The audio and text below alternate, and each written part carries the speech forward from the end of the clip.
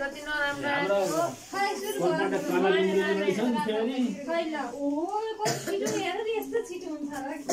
मान्छे ऐनेदेखि बोलाएर गाडी सजाउन गएको थिएँ कि एउटा त गर्नु पर्यो।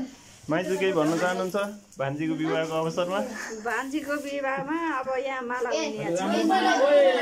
लाग्यो सबै छौँ दिदी।